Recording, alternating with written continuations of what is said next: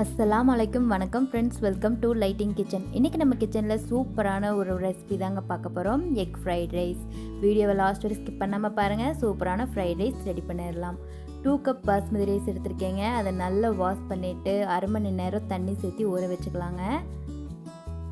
அரை மணி நேரம் ஆயிடுச்சு. பாத்திரத்தில் தேவையான அளவு தண்ணி சேர்த்து நல்லா கொதிக்க வச்சிடலாங்க.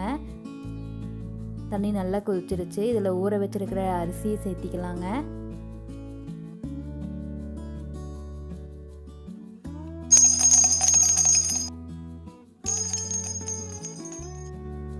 கூட கொஞ்சம் உப்பு சேர்த்து நம்மளோட அரிசி 3/4 பாகத்துக்கு வெந்தால் போதுங்க.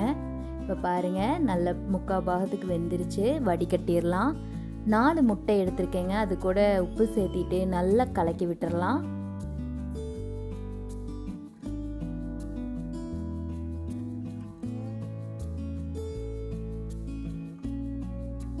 பேனில் தேவையான அளவு ஆயில் சேர்த்திட்டு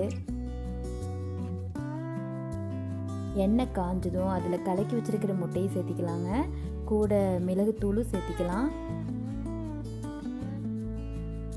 மிளகுத்தூள் சேர்த்தி நல்லா மிக்ஸ் பண்ணி விட்டுருங்க.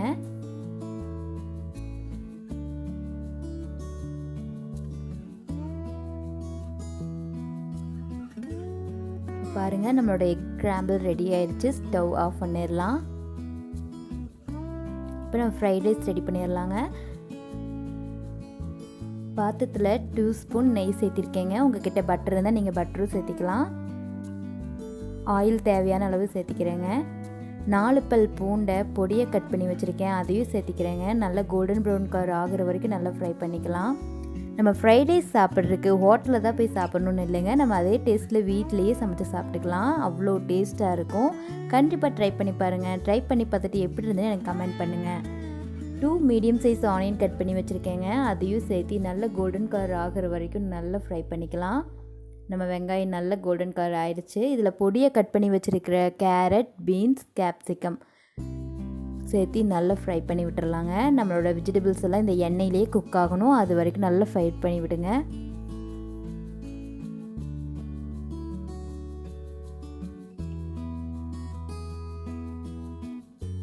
தேவையான அளவு உப்பு சேர்த்திக்கலாங்க. நம்ம அரிசிக்கு உப்பு சேர்த்திருக்கோம், முட்டைக்கு உப்பு சேர்த்திருக்கோம். அதனால் உப்பு பார்த்துட்டு சேர்த்துக்குங்க.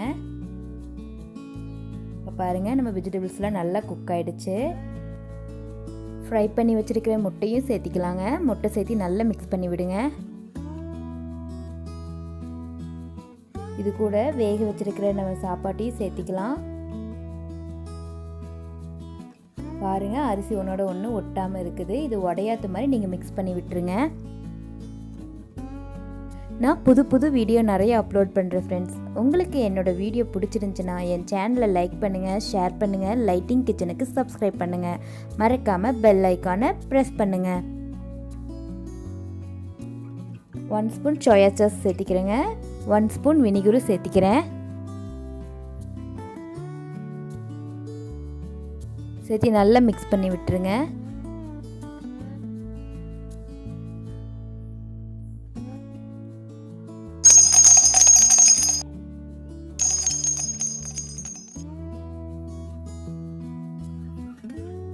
கொஞ்சம் பெப்பர் பவுடரும் நல்லா தூவிக்கலாங்க. தூவி நல்லா மிக்ஸ் பண்ணி விட்டுருங்க.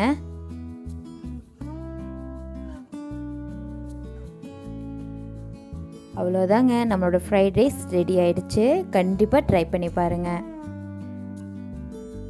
பாருங்கள் எவ்வளோ கலர்ஃபுல்லாக எவ்வளோ சூப்பராக இருக்குன்னு பாருங்கள். கண்டிப்பாக ட்ரை பண்ணி பாருங்கள். ஓகே ஃப்ரெண்ட்ஸ், லைட்டிங் கிச்சனை வாட்ச் பண்ணதுக்கு நன்றி.